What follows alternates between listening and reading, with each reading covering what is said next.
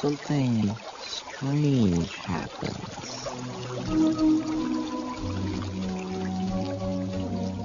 Not only do your eyeballs keep moving even though your eyes are closed, but the world keeps moving too. Somewhere far away, kids you'll never meet are climbing trees, riding bikes, and milking garter snakes while you're fast asleep. Maybe that's what bugs my brother Pete. While he's stuck in bed, the world keeps going on without him. It's as if millions of kids got a head start in a race, and Pete never had a chance to catch up. Which was exactly the way our mom wanted to keep it. That's why every night at precisely 9 o'clock,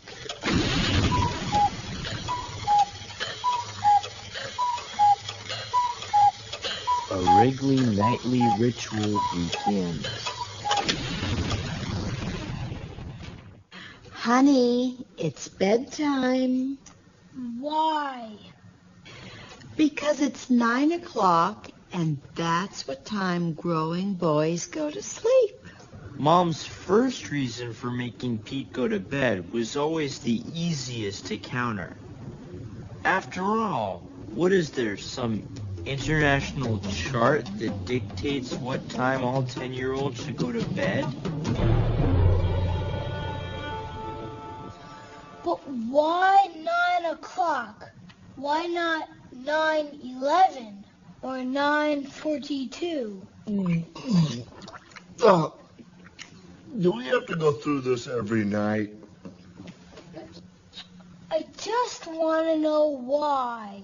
Because 9 o'clock is your bedtime. But why?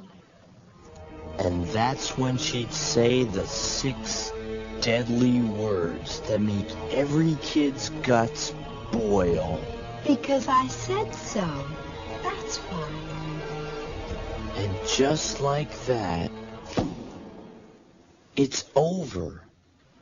But one night, as I watched my brother climb the stairs to his bedroom cell, I knew that it was more than just time for bed.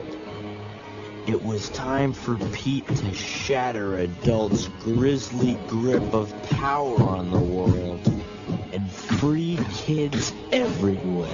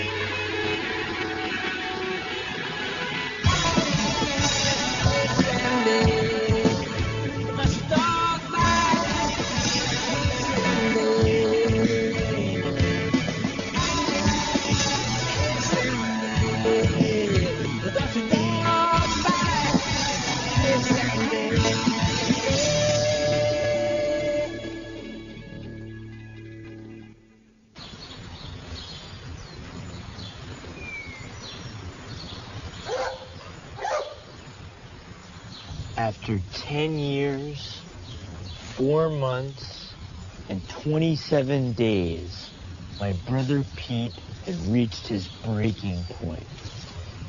The injustice of bedtime was no longer acceptable to him. Pete was convinced that the bedtime rule was part of the international adult conspiracy, which operated in secret and kept adults in control. Well, I tell you what I do, Nancy. I buy the 2%, and I tell them it's whole milk. They never know the difference. Hey, what they don't know can't hurt them. And even though Pete discovered why his cereal tastes like sludge, the bedtime rule remained a mystery. One more 9 o'clock bedtime, and Pete would have imploded. He needed a scheme, and he needed it fast. And Pete being Pete, he knew just where to look. He unleashed his plot on an unsuspecting world the very next night, during a game of flashlight tag in our backyard.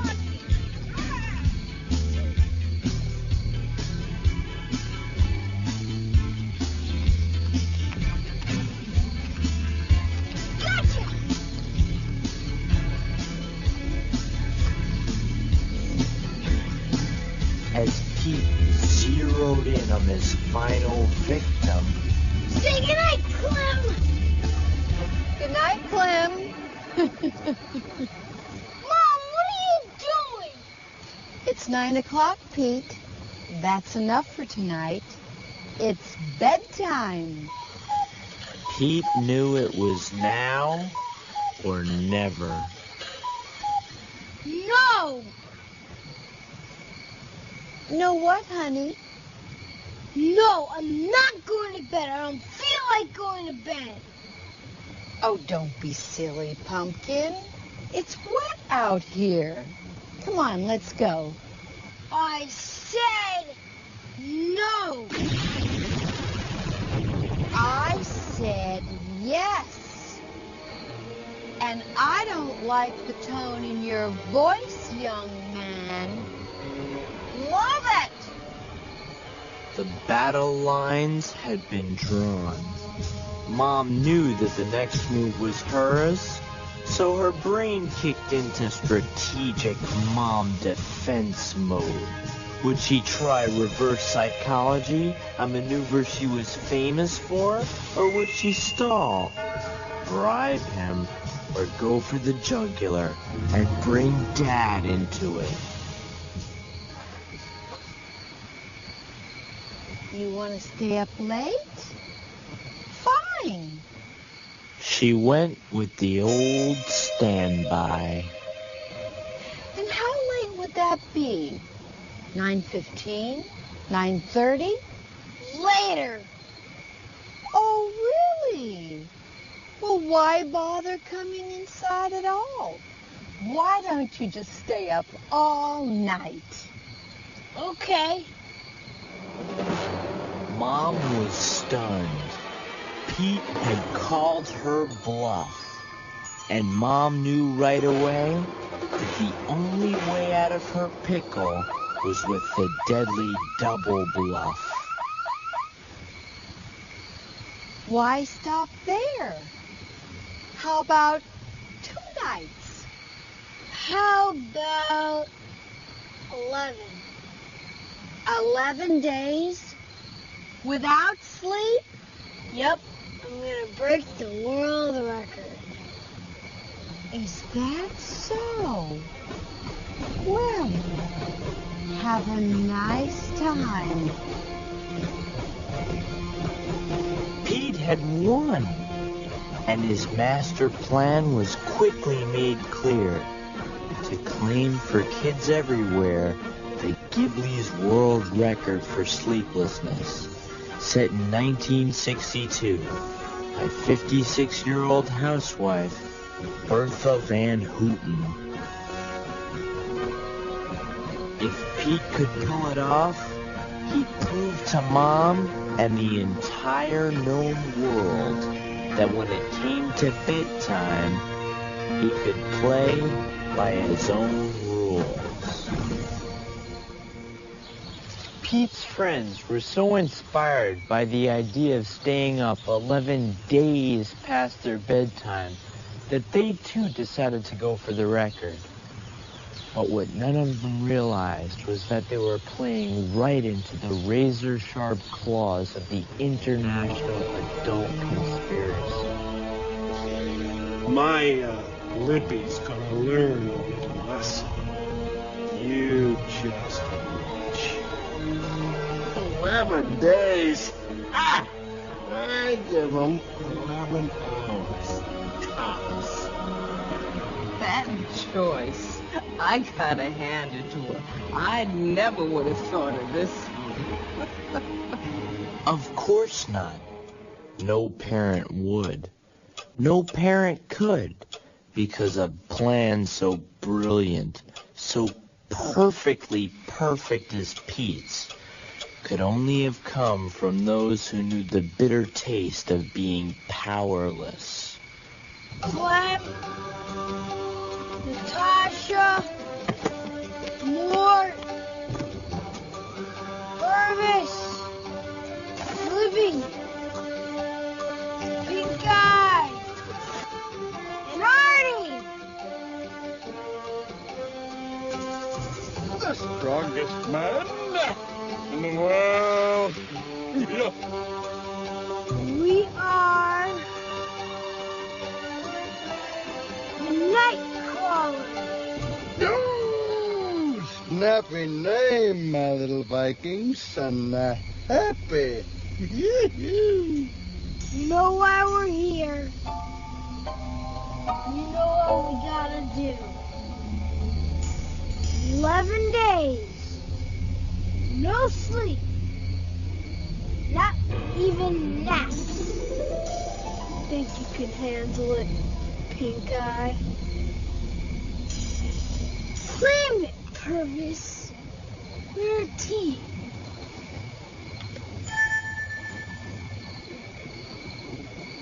Something in your eye? Nah, I'm fine. Tasha's right. We gotta stick together. To break the record, you need a witness. No witness, no record. Get it?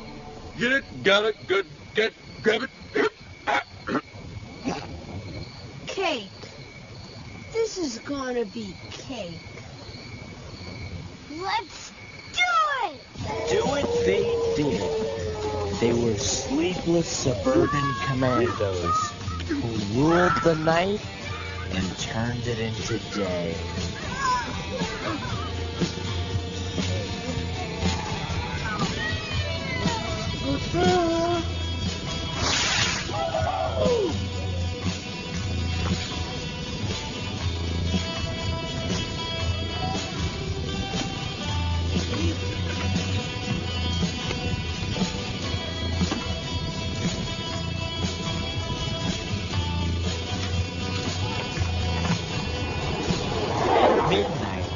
After Artie showed them how to skip stones on Neptune,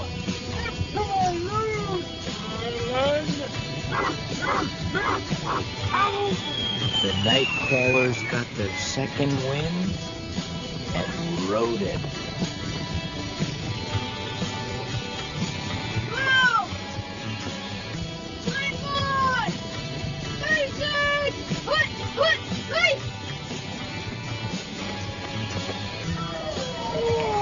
Mississippi to South Dakota.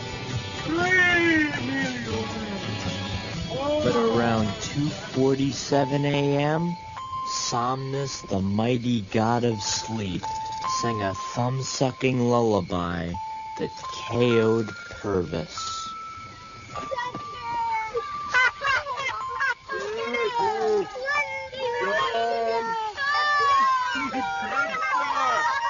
Nightcrawlers, evacuate!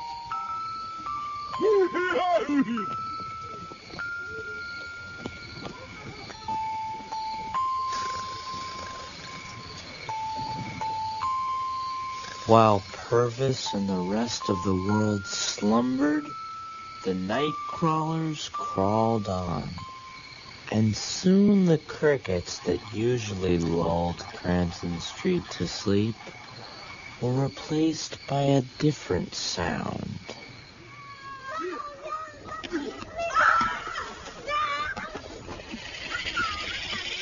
But around 18 hours later, the nightlife began to take its toll.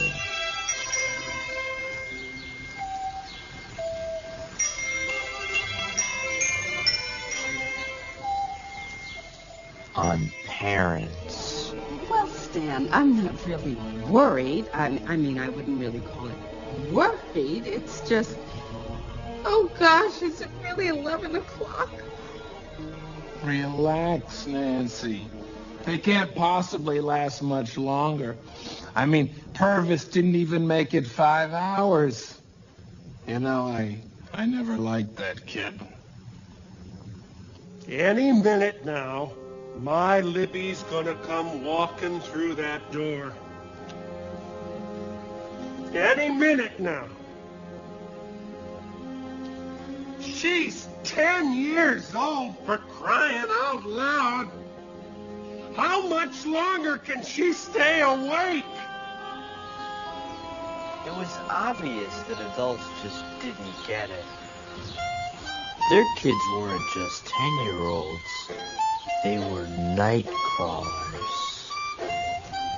Go fish! Go fish! Go fishing! Libby figured out that every time she felt sleepy, all she had to do was glance at the sun. And she'd blow the snooze right out of it. I hurry for a while. See, if I pull real tight, my eyes can close. Good idea, huh? Meanwhile, Pink Eye opted for Fig Newly power. The bite-sized Newlies had double the sugar of regular cookies, meaning, of course, twice the sugar rush. And while Pink Eye spent her days ricocheting around the neighborhood like an 84-pound pinball, Artie spent his nights boogalooing to the beat of a Krebs Star 2000. The portable AM/FM radio he borrowed from Purvis's bike. Not only did the music keep them awake, but Artie discovered that at night, the Krebs Star picked up radio stations from as far away as New Orleans, Old Tucson, and Dusseldorf. But just when the night crawlers were finding the perfect rhythm to keep them going one more night, Trouble, my troubadours! Trouble! danger was upon them. Except for Purvis's thumb-sucking sidewalk snooze, the first 96 hours of the Nightcrawler's mission had gone perfectly. But then, during hour 97, calamity struck. It was Pink Eye, crashing from the worst sugar rush since Glenn Hoover ate 17 candy apples at the fireman's field day. There was nothing they could do, because everyone knew the terrible truth. Like a fish flopping on a dock, Pink Eye was a goner.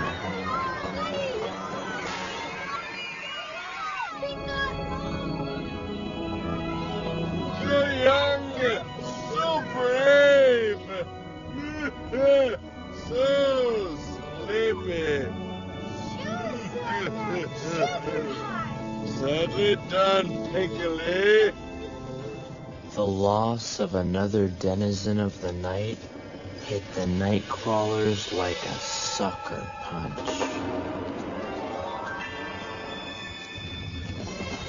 Isn't it a wonderful morning? Dawn was better. That's nice. Bye-bye. And even though it seemed like the standoff would go on forever, the pressure was finally starting to get to the grown-ups. Because they knew if the bedtime rule were put to bed, it could start a domino effect that would ripple all the way down Cranston Street. What do they want next, Fred? Huh? A ban on cauliflower at dinner? Worse, a mandate against making their beds. Oh, I need my bromide. I know my Morty. You know what you want to do? Drive. Still, the international adult conspiracy was as sneaky as ever. Especially Mom, who took up a sudden interest in astronomy. What are you looking at? Well, I'll be the rings of Jupiter. It was clear that the mind-warping effects of 164 hours without sleep were getting to everyone. It's my turn to hold the radio. How come Artie always holds the radio? Wake up, Petunia. Don't jump out on me. Wake up.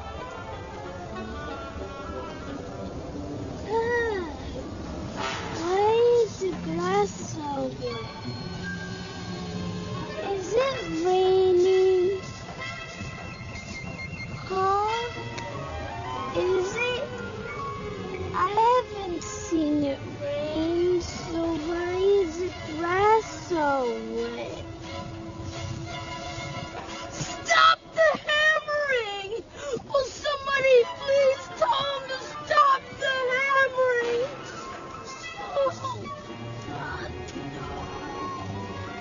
Oh, where's Libby?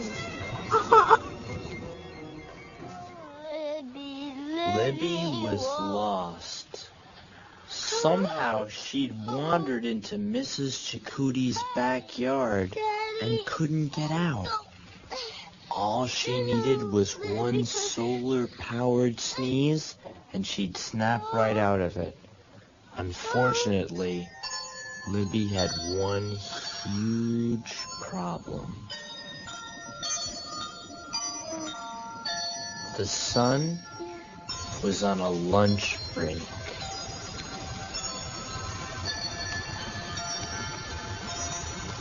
The stare down went on for hours, but I guess Mr. Sun was feeling a little logy after lunch. He never came out to play, and in the end, When? Mr. Sun wimped out. They found her around dinner time, catching Z's under Mrs. Chakotay's bird bath. You're next, kid. You're going down. Wax my nose hair.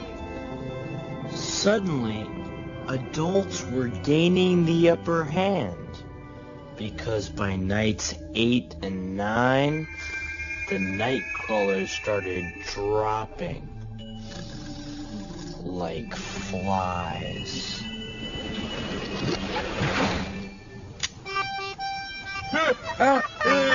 It's the crazy Asian fire. My.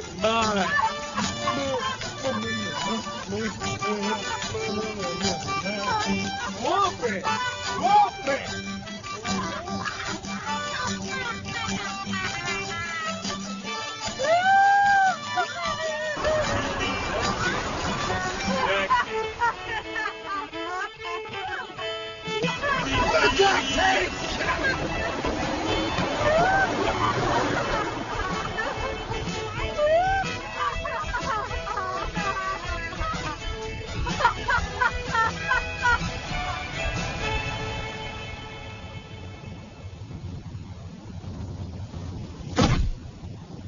Oh no!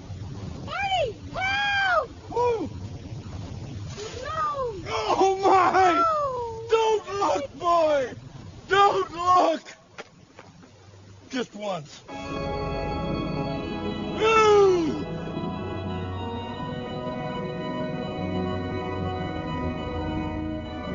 And then there were two.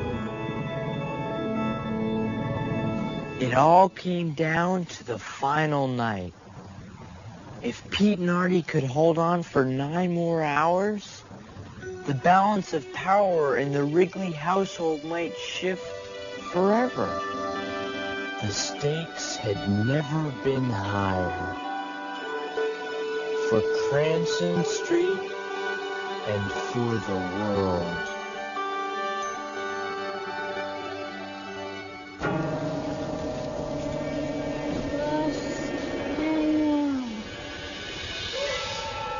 Cannot give in.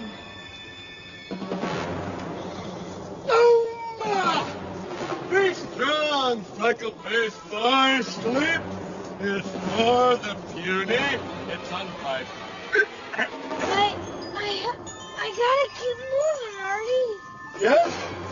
Then I challenge you, my friend, to a game of tag.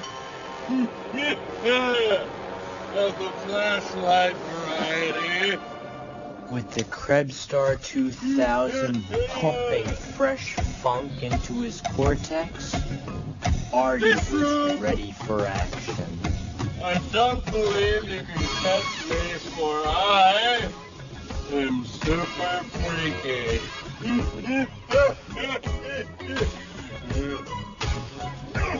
Artie easily outmaneuvered the sleepy Pete with his patented slide and glide technique.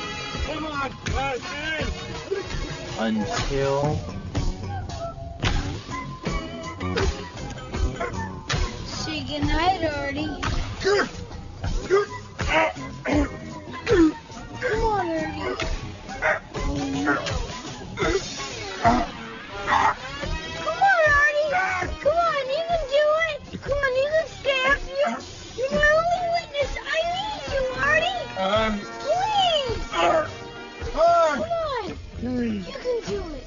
The strongest Please. man You in can do it. the Come on, Artie. Wake up, Artie. Wake up. Come on.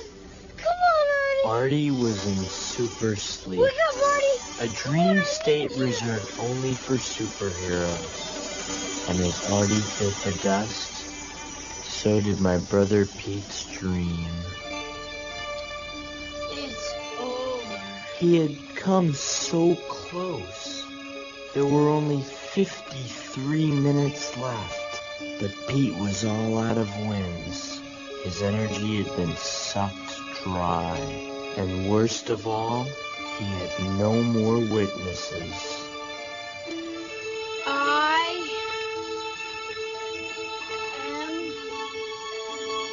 am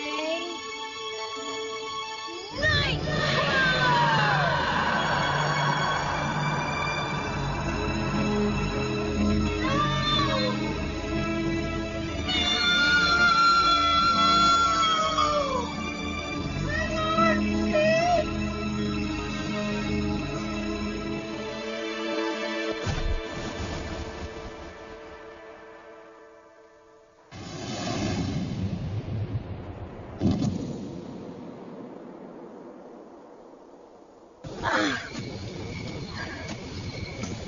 You okay, Pumpkin? Yeah. Never been better.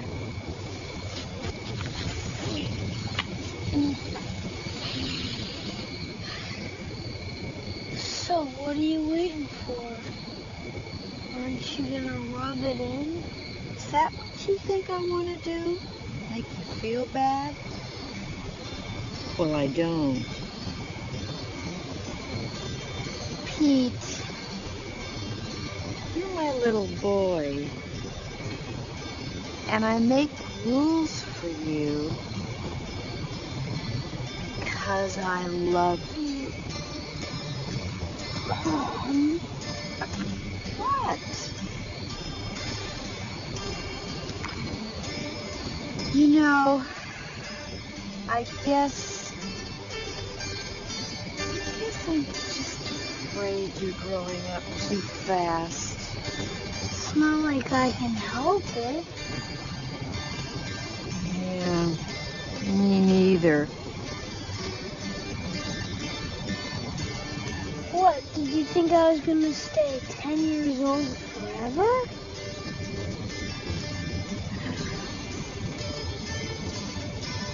So now what? Well, what do you say we settle on a new bedtime? You bluffing?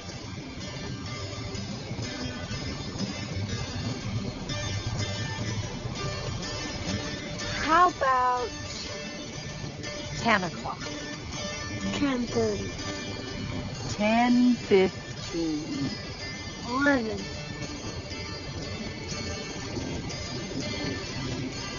Okay, 10:15's good.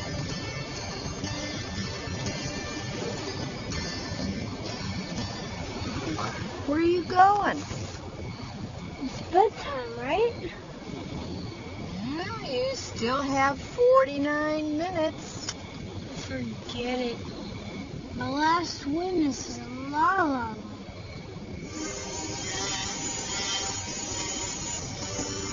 No, she's not. Tag, you're it. So that's how the battle over bedtime finally ended. After 11 days and nights, both Pete and Mom understood that change is inevitable. Whether you're talking about rules, records, or 10-year-old boys.